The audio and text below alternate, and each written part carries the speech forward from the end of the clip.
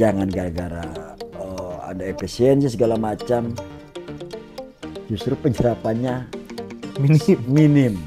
Ini apa implikasinya? Daya beli masyarakat karena yang seharusnya ada kegiatan-kegiatan juga menurun. Laju pertumbuhan ekonomi jangan-jangan juga tidak ikut terdongkrak. Gimana Bang? Sejauh ini seperti apa penyerapan? Sangat rendah. Berapa persen Bang? Mayoritas aja, umum aja. Flat aja ya. Iya flat aja. 10 lah. Rendah banget Bang. Makanya ini kan masih belanja rutin. Makanya itu yang kami dorong. Ini jangan gara-gara efisiensi. Semua terbengkalai. Semua terbengkalai. Program-program terbengkalai kan. Kalau memang sudah tidak masuk yang dianggap tidak prioritas, ya laksanakan. Karena di LKPJ ini sangat unik. Ini LKPJ sebenarnya LKPJ PJ Gubernur. Betul. Ada 2 PJ Gubernur, Pak Al-Mutabar dengan Pak Damenta. Dasar mereka juga RPD, ya, Rencana Pembangunan Daerah. Karena pasca berakhirnya masa kepemimpinan Pak Wahidin Pak Andika tahun 2022, berakhir pula RPJMD 2017-2022. Sambung. Nah, ini tentunya kan kita tanya tahapan-tahapan termasuk capaian-capaian kinerja yang ada tertuang di Rencana Pembangunan Daerah. Sementara yang melaporkannya gubernur definitif. yang belum saatnya sebenarnya diminta. Tapi harapan saya Pemprov punya data tunggal semuanya. Nanti Pemprov juga misalkan punya program bantuan rencana katanya dana bantuan keuangan untuk desa, salah satunya di Juklak Desa ingin memberikan beasiswa bagi mahasiswa miskin dan berprestasi. Nah ini kan juga harus punya datanya harus.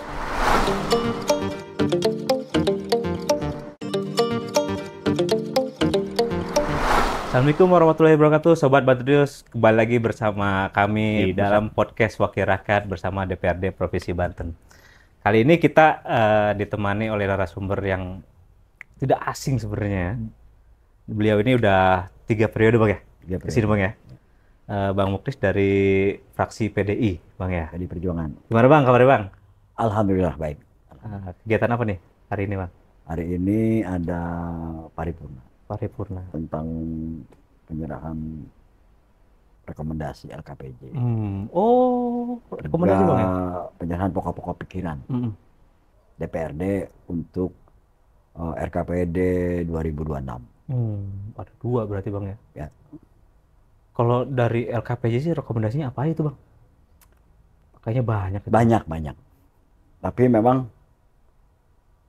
yang menjadi sorotan kami di LKPJ pertama tentunya penyelesaian rekomendasi 2023. Itu kita bahas itu. Karena menurut Permendagri rekomendasi DPRD untuk pendiri wajib hukumnya untuk diselesaikan. Nah, makanya kita tanya lagi, kita breakdown satu-satu, termasuk semualah kinerja gubernur terkait indeks pembangunan manusia, capaian indeks pembangunan manusia, angka penurunan angka kemiskinan, Gini rasio, angka pengangguran, semua. Yang ini tentunya berkaitan dengan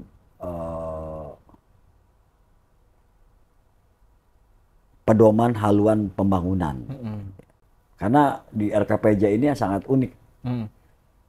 Ini LKPJ sebenarnya LKPJ PJ Gubernur. Betul. Ada 2 PJ Gubernur, Pak Al-Mutabar dengan Pak Damenta. Dasar mereka juga RPD, ya, Rencana Pembangunan Daerah. Karena pasca berakhirnya masa kepemimpinan Pak Wahidin Pak Andika tahun 2022, berakhir pula RPJMD 2017-2022. Nah, disambung. Nah ini tentunya kan kita tanya tahapan-tahapan termasuk capaian-capaian kinerja yang ada tertuang di Rencana Pembangunan Daerah. Sementara yang melaporkannya gubernur definitif. Bingung yang belum yang belum. saatnya sebenarnya diminta. Tapi tadi sudah disampaikan oleh Pak Wagub bahwa ini karena sistem tidak person, tapi karena pemerintah Provinsi Banten, tapi lagi-lagi sorotan kita antara RPD dengan RPJMD. Tapi tentunya ada RPJPD sebagai salah satu bagian dari pedoman haluan laporan LKPJ ini. Jadi kami menyoroti khususnya pertama tentang pengendalian banjir. Banjir ya. Bagaimana pembangunan infrastruktur segala macam lah ya. Dan kita tahu di Tangerang Raya khususnya, termasuk sebenarnya di kota Serang, di Lebak suka ada banjir ya. Nah, ini salah satu rekomendasi kita bagaimana pengendalian banjir ini terintegrasi. Jadi banjir ini bukan hanya tanggung jawab Pemprov Banten. Betul. Ini juga bagaimana Pemkab dan Pemkot, ya, wali kota dan bupati juga bertanggung jawab terhadap itu, termasuk pemerintah pusat. Salah satu rekomendasi kita itu bagaimana mendorong agar ini sinergi kolaborasi dalam rangka pengendalian banjir. Jangan sampai saling tuduh ya ini bukan kewenangan saya, Ya. bukan kewenangan saya. Akhirnya masyarakat yang jadi korban, Bang. Yang jadi korban. Bahkan kalau di bawah kan nggak tahu. Iya. Saya ini anggota DPRD provinsi, pokoknya begitu ada banjir, Iya. itu ada anggota dewan. Kagak ngapa-ngapain. Pasti kan, general aja masyarakat mah. Jalan ya pemerintah nggak mau Mungkin tahu juga gitu kan. gubernur juga sama. Iya. Di WA, bupati juga sama di WA, atau pemerintah pusat juga di WA. Mereka kan tidak tahu, makanya salah satu rekomendasi kita bagaimana dalam menyelesaikan seluruh permasalahan di Banten ini itu tetap semuanya terintegrasi, ya, tidak menonjolkan ego sektoral, ya, termasuk ego masing-masing. Oh ini bukan kewenangan kami, oh ini urusannya ini urusannya ini. Kayak gimana tuh Bang? Misalkan koordinasinya harus ditingkatkan atau apanya yang ditingkatkan gitu. Dalam penanganan banjir ini masalah klasik gitu Bang. Koordinasi jelas, cuman jangan kebanyakan rapat. Actionnya Bang ya? Actionnya.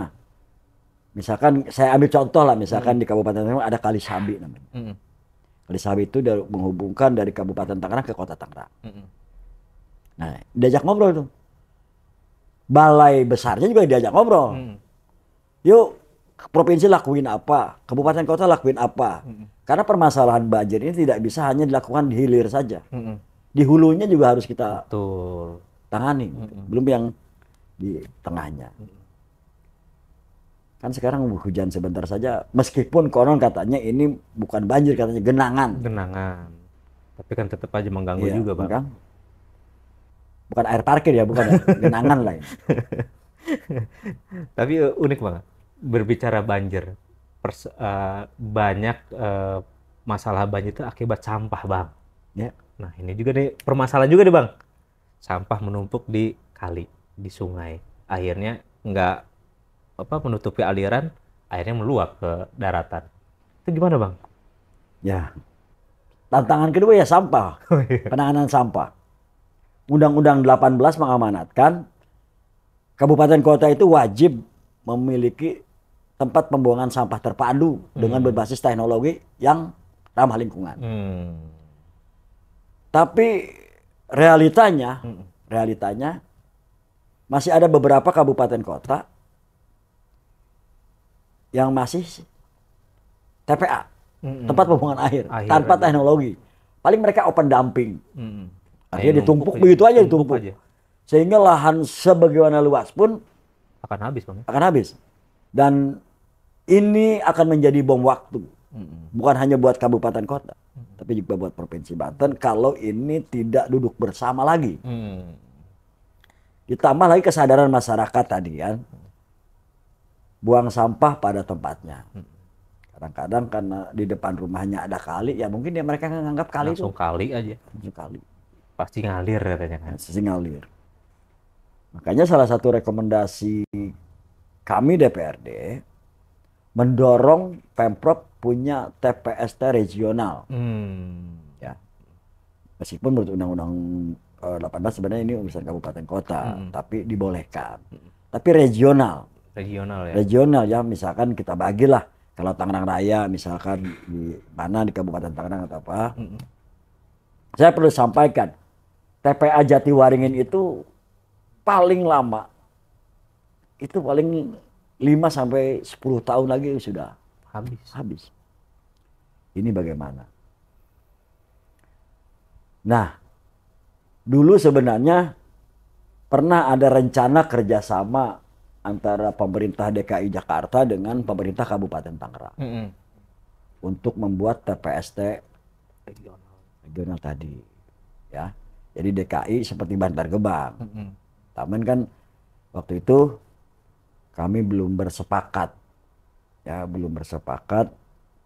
terkait rencana teknologi yang ramah lingkungan tadi, karena kami agak kurang waktu itu ya, kami DPRD Kabupaten waktu itu tidak menyetujui kalau memakai teknologi insenerator. Oh, dibakar. Meskipun konon katanya versinya Pemkab inseneratornya nggak seperti itu. Cuman kalau kami menganggap udah insenerator pasti dibakar lah. Jadi saya belum. Tapi waktu itu Pemprov DKI pernah menawarkan ada teknologi dari Jerman. Apa itu, Bang? Saya juga nggak belum ya, berarti ya. Bukan sanitary landfill, bukan, pokoknya mah ketika sampah masuk mesin itu langsung ada yang jadi pupuk, ada yang jadi mesin. Tapi bukan sanitary landfill ya. Tapi memang harganya lebih mahal. Tapi kan manfaatnya lebih baik, Bang. Ya, tapi nanti akan membebani tipping fee ya. Misalkan retribusi segala macamnya, ini yang mungkin menjadi belum deal waktu itu. Yang kedua, AMDAL lalu lintas. AMDALnya. Bisa kita bayangkan kalau satu hari TPST itu menerima sampah 2.500 ton saja, sehari berapa armada yang kirim. Waktu itu belum ada tol Serang Panimbang ya. BSD Bararaja, belum. Jadi masih tol Jakarta Merak, keluarnya Bitung. Nah, akhirnya kami belum bersepakat itu. Dan sebenarnya pemerintah DKI waktu itu sudah membeli lahan 94 hektar. Besar itu, Bang. Ya. Saya nggak tahu sekarang status tanahnya apakah masih milik Pemprov DKI atau sudah seperti apa. Kalau kami boleh menyarankan, ya, di samping kalau beli lahan di Tangerang itu mahal, kalau status tanah masih milik Pemprov, ada baiknya rencana kerjasama itu dibuka kembali dengan pemerintah Provinsi Banten. Berarti lebih naiknya status kerjasamanya. Yeah. Dulu kan Pemprov dengan kabupaten, sekarang Pemprov sama Pemprov nih. Menurut saya itu bisa, itu kita dorong. Kalau dari RT RW-nya sendiri udah ada perubahan atau memang harus dirubah ulang itu, Bang? Per 2010 masih ya. Masih. Per 2010 ya. Nggak, untuk di provinsi kan harus dirubah juga tuh, Bang. Iya pasti. 2000 ini belum, mungkin dari situ belum. Ntar kayak kemarin ada penolakan. Tapi RT RW. Kalau ngacu 2010 itu biasanya provinsi kan juga mengadop, ya, mengadop RT RW dari kabupaten kota. Nah ini kan karena kita daerah aglomerasi dengan DKI ya, DKJ sekarang. Dengan DKJ, seluruh permasalahan hampir beririsan. Iya. Tadi masalah banjir, pasti juga ada irisannya dengan DKI. Iya. Iya kan? Kali Angke, kali apa yang di sana tuh? Ciliwung. Ada yang daerah Bintaro itu kan ada juga di situ tuh. Saya kurang hafal. Ini seperti apa? Belum transportasi, tadi penanganan sampah. Termasuk juga mobil-mobil tambang. Nah, mobil-mobil tambang juga kan ngambilnya dari Jawa Barat, lewatnya Jalan Banten, dikirimnya banyak yang ke DKI. Nah ini juga kan perlu duduk bersama lagi. Iya. Ya, agar ini bisa dikerjakan dengan baik dan terintegrasi. Kemarin dulu periode kemarin saya pernah berdiskusi dengan Bapeda Jawa Barat. Dan sudah ada juga wacana waktu zamannya Pak Ridwan Kamil untuk membuat jalan tambang ya waktu itu ya. Jalan tambang dalam rangka tadi mengurangi truk-truk yang bermuatan overload lewat di jalan kita, maksudnya jalan provinsi ya. Makanya rencana buat jalan tambang. Nah, alangkah baiknya rencana jalan tambang ini juga dikemukakan bukan hanya dengan Jawa Barat, tapi juga dengan pemerintah DKI. Karena rata-rata ngirimnya kan ke sana. Tambang, hasil tambang kita gitu. Iya, jadi Banten itu kena ininya doang, getahnya doang gitu. Jalan rusak akhirnya, Bang. Ya, Iya. mudah-mudahan ada solusi lah. Ya harus ada solusi, maksudnya kan kalau jangan sampai Banten dilewatin, yang nikmatin siapa, Ya, tapi yang kena imbasnya benar-benar itu Banten, Bang. ya. Debu gitu kan, Bang, polusi segala macam itu. Tapi ini hal-hal menarik gitu. Baik lagi soal sampah. Ini persoalan klasik di masyarakat akhirnya. Penolakan, Bang. Banyak masyarakat menolak, tapi mereka nggak sadar. Tiap hari mereka buang sampah gitu, Bang. Nah, sampah itu kan bingung akhirnya pemerintah mau ditaruh di mana. Ya. Dibuat, ditolak katanya.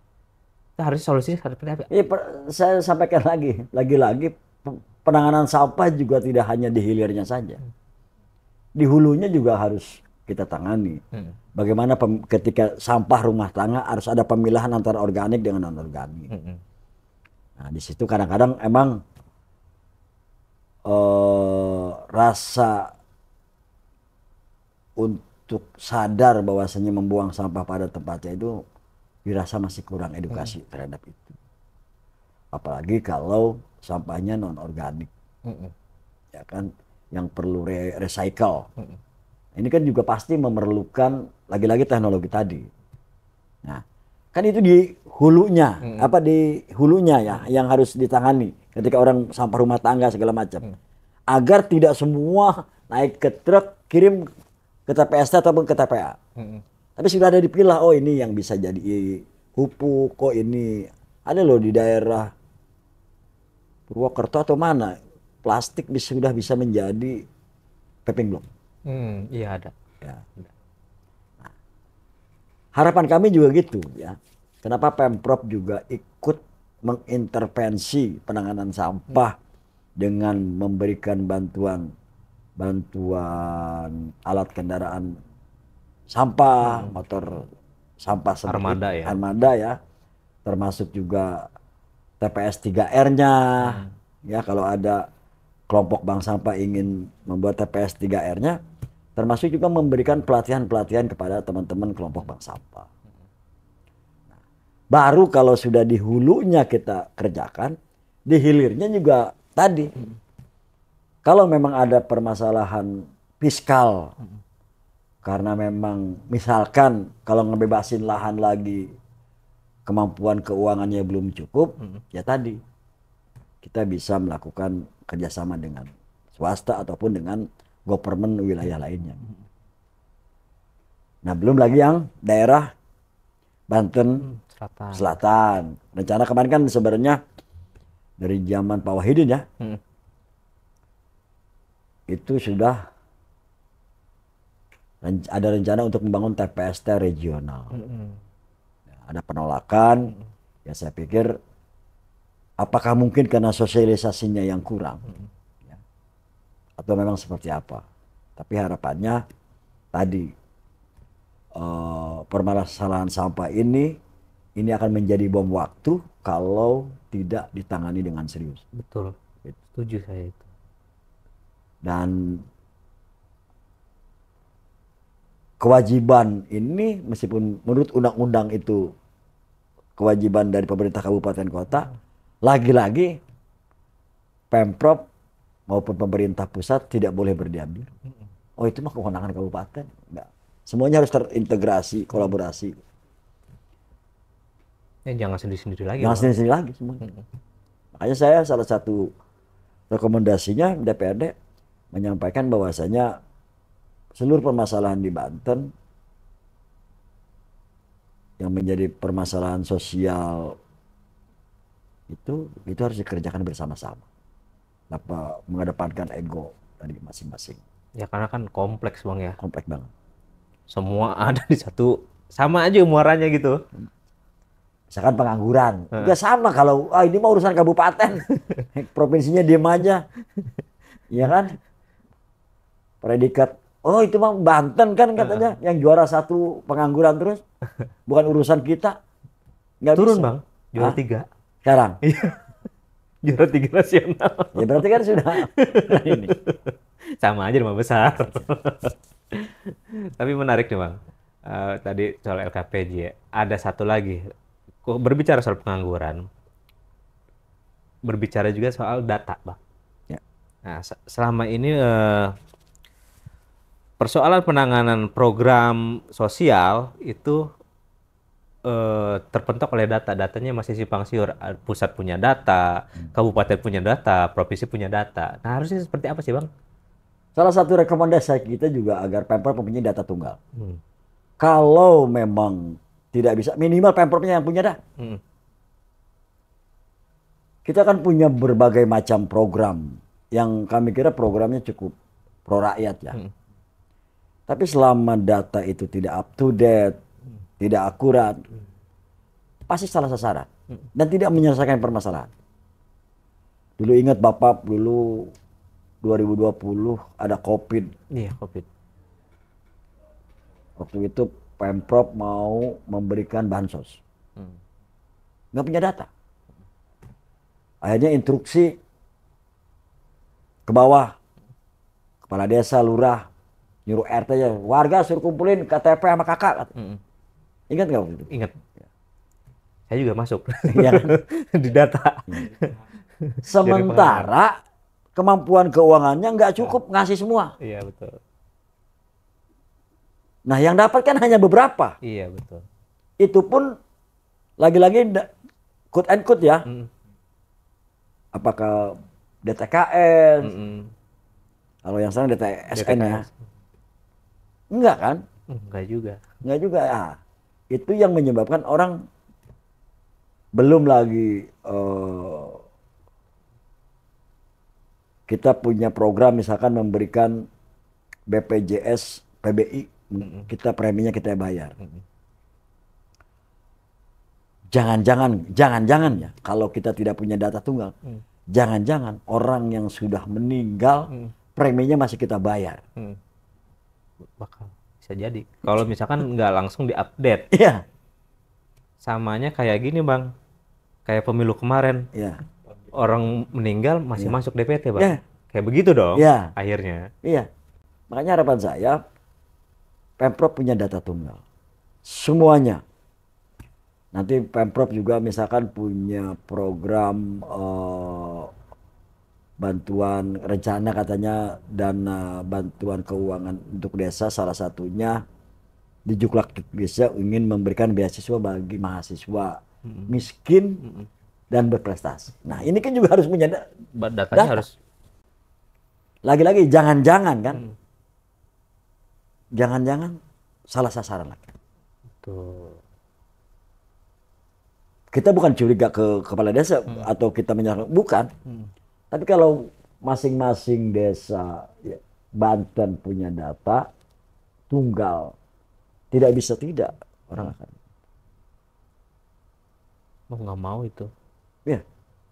Belum lagi kalau ada bantuan sosial untuk kemiskinan ekstrim. Dulu waktu zaman Al-Mutabar, saya nggak tahu kalau di periode Pak Andra Pandewiati ini. Dulu ada bantuan beras 10 kilo untuk kemiskinan ekstrim. Nggak tahu sekarang masih berlanjut apa enggak ya. Belum sih. Belum kita lihat. Nah, ini juga kan harus jelas. Makanya ketika 2000 berapa yang mengadakan Reksosek waktu itu ya, sensus Reksosek itu, saya pikir itu bisa sebenarnya menjadikan dasar karena semuanya disensus secara face to face masuk ke rumah. Jadi kita punya data buat pemilihan, punya data ketika ingin memberikan bantuan, punya data ketika ingin menyampaikan kebijakan. Karena kalau data tidak akurat, kebijakan, program apapun tidak akan berjalan dengan baik. Coba bayangkan, setiap pemilu, ya, ada orang udah pindah, ada orang meninggal masih dapat surat undangan. Betul itu Bang. Masuk DPT. Ya. Terus tahun-tahun kemarin ya, ditanya penduduk Banten berapa? Ada yang bilang 11 juta. Ada yang bilang di atas 12 juta. Iya. Sehingga konon waktu itu sampai ada alokasi kursi untuk Banten saja.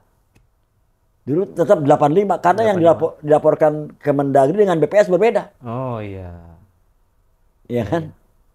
Nah ini lagi-lagi saya ingin menjadi titik apa? Saya menitik beratkan persoalan pendataan tunggal. Pemprov itu harus punya. Jadi kategori miskin itu apa sih? Dari pendapatan $2 kah?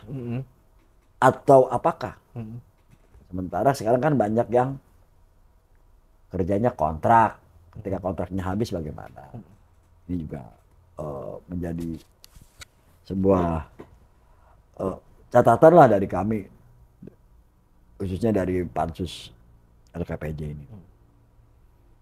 Dan yang terpenting rekomendasi ini menjadi pedoman lah.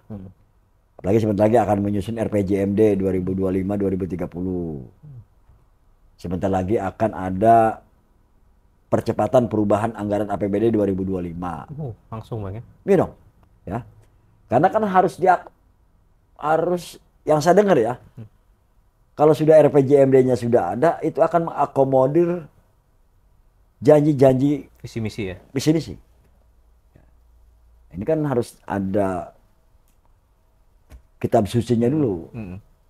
Kitab sucinya kan berarti RPJMD 2025-2030. Kan di visi misi kepala daerah definitifnya gubernur dan wakil gubernur nih, ada juga soal penanganan kemiskinan. Kan butuh data juga Bang. Butuh data. Nah harusnya sebenarnya data ini harus dari sekarang kan Bang? Harus dari sekarang. Sampai ketika RPJMD dibuat, data itu udah ada kan enak jalannya Bang ya? Makanya kemarin kan sudah ada Reksosek itu. Tahun berapa ya? 2023 apa 2000 berapa? 22. 24. Ya Reksosek itu sebenarnya bisa kan dijadiin dasar. Itu. Karena kan mohon maaf ya, saya tidak dalam kapasitas menjudge gitu ya. Orang yang sekarang dapat bantuan PKH, BPNT itu tidak layak, tidak. Tapi kok masih ada beberapa yang seharusnya dapat, tidak dapat. Ada yang seharusnya tidak dapat, malah dapat. Nah ini kan menjadi evaluasi. Khususnya di Pemprov lah. Itu teknisnya nanti kolaborasi dengan kabupaten kota, pemerintah desa. Harapan saya sih Indonesia punya data tunggal. Harusnya ada. Jadi jangan sampai kayak gini Bang, di kalangan teman-teman sendiri di lapangan, ada istilah kemiskinan turun tapi pengangguran tinggi. Ini datanya dari mana? Itu kan aneh. Harusnya kan kalau kemiskinan berarti korelasinya sama pengangguran berarti Bang ya, harusnya. Ini kok kemiskinan turun, pengangguran tinggi. Kan datanya dari mana gitu? Ya ada kemiskinan struktural. Kan ada ya. Itu saya ambil contoh tadi. Padahal jaring pengaman sosial 2020 itu untuk yang tidak mampu. Tidak mampu, betul. Tapi kan mohon maaf, yang nyerahin KTP sama kakak banyak. Karena emang kita nggak punya data. Betul. Nah, ketika ada bantuan, ya banyak juga yang berharap. Harapannya kan ketika diberikan bansos, pasti ada perubahan. Ini pertama, bagaimana menjaga daya beli masyarakat. Yang kita lihat akhir-akhir ini kan agak menurun. Ya. Daya konsumsi juga menurun. Nah, ini kan perlu intervensi dari pemerintah. Tapi maksud dan tujuannya baik, ya, untuk membantu masyarakat yang membutuhkan. Tapi kalau pendataannya tidak baik, tidak up to date, tidak akurat, salah sasaran, dan justru malah ada gejolak sosial di bawah. Akhirnya. Jadi bom waktu juga tuh Bang. Jadi bom waktu.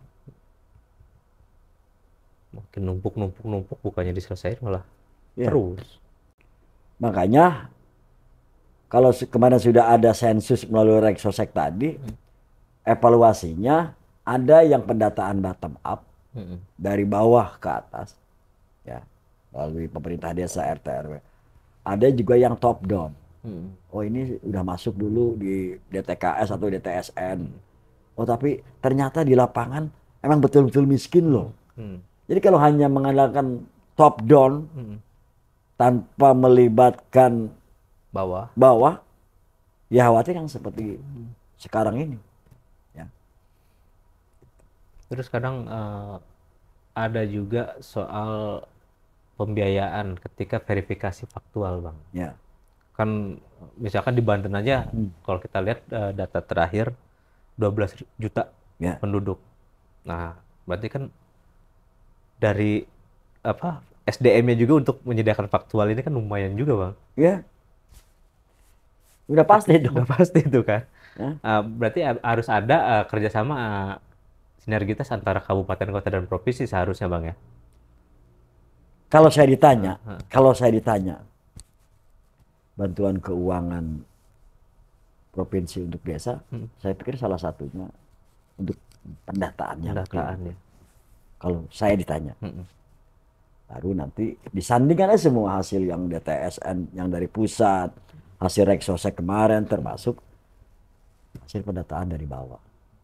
Karena kan mungkin bulan kemarin masih kerja, masih punya pekerjaan, tiba-tiba kok habis kontraknya, mungkin hari ini sudah tidak punya penghasilan.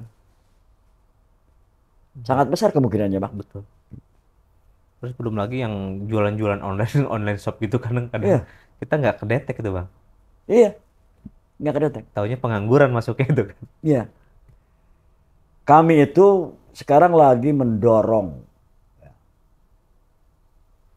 agar komisi aplikator driver ojol itu diturunkan. Kami sedang berjuang bersama teman-teman ojol. Ya.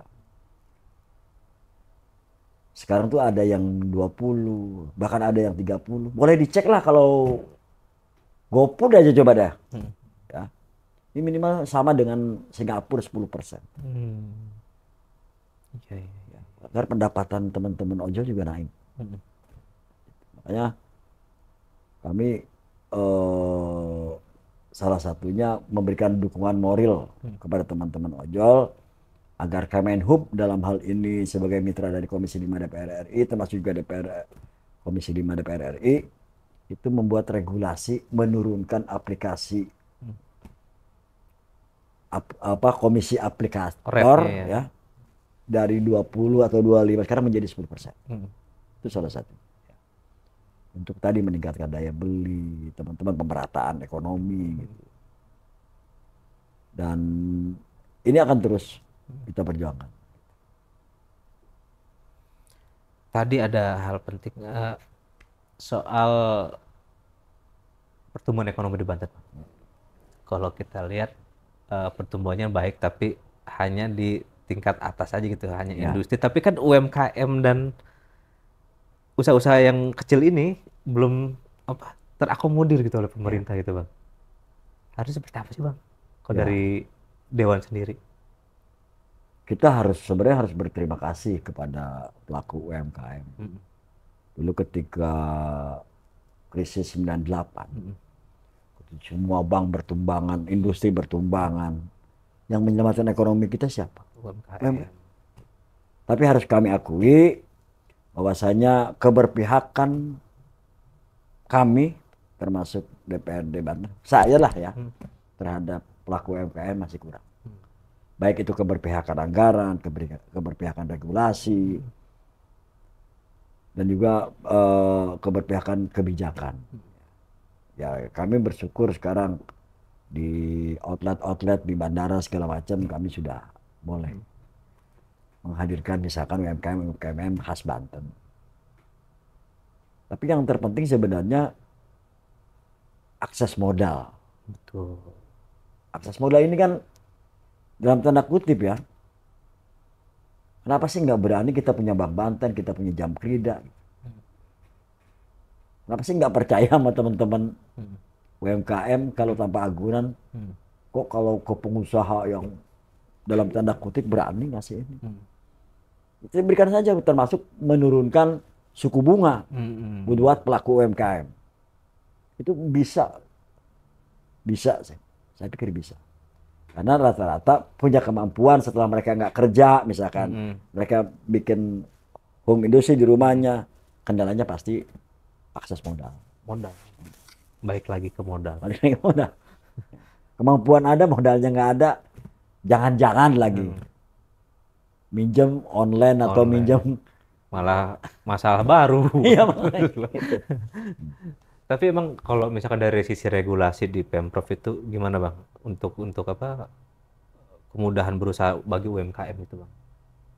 Apa emang harus dibuat regulasi baru, apa mengubah regulasi yang soal UMKM dan koperasi yang lama itu? Ya, saya pikir keberpihakan lah dari kita semua. Kalau menurunkan suku bunga misalkan untuk UMKM, saya pikir kan tidak perlu. Kalau memang diperlukan kita membuat regulasi itu, why not? Maksudnya biar lebih mengikat gitu Lebih kan? mengikat, ya. Apakah Perda, khusus UMKM kita turunkan loh. Jadi pelaku UMKM di Banten lebih terjamin gitu Bang? Terjamin itu, termasuk juga pemasarannya. Pemasarannya betul. Pemasarannya ini juga kadang-kadang kendala, Pak. Kalau belum terdaftar di Haki, ini juga jadi ada persoalan hukum. Oh, ini pakai merek orang. Nah, ini juga kan bagaimana Pemprov atau kita mengedukasi masyarakat. Betul. Sudah ada loh program kita gratiskan NIB, ya. Haki segala macam. Nah, ini kan belum tersampaikan saya pikir. Nah, kalau sudah sama tadi akses modal kita tambah dengan kalau perlu dengan regulasi kita buat regulasinya, termasuk juga pemasarannya. Pemasarannya harus clear gitu kan. Dan saya pikir nggak malu-malu, nggak kalah-kalah banget kok UMKM di Banten itu. Enggak, bagus. Di Tangerang saya dekat di dapil saya itu ada kerajinan bikin sepatu ya. Di Bojong Cikupa itu banyak. Cuman memang mereka masih banyak yang belum ngurus hakinya. Gitu. Ini yang kepentok haki. Pemerintahnya juga harus hadir. Bagaimana tadi mendorong, udah ngadu lagi Pak Dewan. Kalau kita pakai merek sendiri nggak laku katanya, nggak pakai merek orang. Nah ini juga kan perlu melibatkan stakeholder lainnya. Why not misalkan Dinas Pendidikan Provinsi Banten mewajibkan anak muridnya memakai sekolah produk sepatu produk Banten misalkan. Atau enggak tas gitu. Tas gitu kan. Dari UMKM. Ya. Dan harganya pasti lebih murah kok. Pasti lebih murah. Tapi kualitasnya nggak kalah. Gitu. Ya jangan, ya kan masyarakat jangan pengennya merek terus, tapi kan hidupilah. Ya itu. UMKM ini. Ya. Karena tanpa UMKM ya ekonomi Banten bakal mati. Apalagi pas COVID kemarin. Ya iya. Tanpa UMKM nggak akan mati itu. Ya. Menarik ini. UMKM. Terutama yang online shop ini juga sebenarnya masuk UMKM sih. Masuk. Tapi kayak nggak ketara gitu Bang ya. Ya itu. Lagi-lagi siapa yang bisa mendetek? Siapa yang bisa mendetek? Perlu ada aplikasi khusus nggak sih Bang? Harusnya. Buat aplikasi UMKM Banten. Harusnya. Tapi tadi saya bilang keberpihakan yang tadi. Aplikasi sudah misalkan. Mereka dikasih juga outlet sudah. Pemasarannya sudah. Tapi juga harus ada keberpihakan tadi. Orang kadang-kadang kalau Dinas Pendidikan, oh wajib pakai ini produk Tangerang. Bisa kok di PNS saja bisa. Kamis besok wajib pakai batik Banten, pakai semua kan. Pakai semua. Tapi saya nggak tahu beli batik Bantennya di Banten apa di Jakarta. Ya kan? Yang jelas di Banten, Bang. Ya. Yang jelas. Yang nanti Batik kan Banten. belinya di UMKM Banten. Ya, kalau ciri khas misalnya kita balik lagi ke primordialnya ya, Bang ya. Banten ada Baduy, kan Baduy ada bajunya tuh, misalkan pakai batik kayak gitu. Ya. Gitu. Kan bisa kan? Bisa, sangat bisa. Itu. Hanya tinggal ininya aja, kemauan dari daerahnya menerapkan itu. Iya, tapi jangan juga, jangan beli batiknya di butik yang mewah. Ya seenggaknya kan biar gimana caranya UMKM ini bisa hidup gitu, Bang. Iya. Gitu. Terus ke depan bakal ada apa lagi, Bang? Giat. Nah, kalau sudah begini kan RPJM-nya kita tunggu. Kalau Dewan dilibatkan nggak? Hah? Harus. Kita bahas kok Perda kan? Perda. Perdanya kita tunggu sekarang. Oh, jadi usulan dari eksekutif? Iya, usulan dari eksekutif. Kalau dari ini udah ada bocoran apa aja yang bakal masuk selain visi misi? Ya, tentunya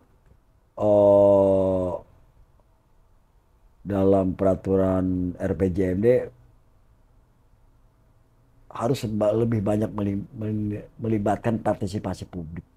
Teman-teman wartawan atau teman-teman akademisi, teman-teman civil society, pendiri Banten, nanti juga anggota DPRD juga boleh itu, termasuk nanti pansus juga harus lebih mendengarkan partisipasi publik dalam rangka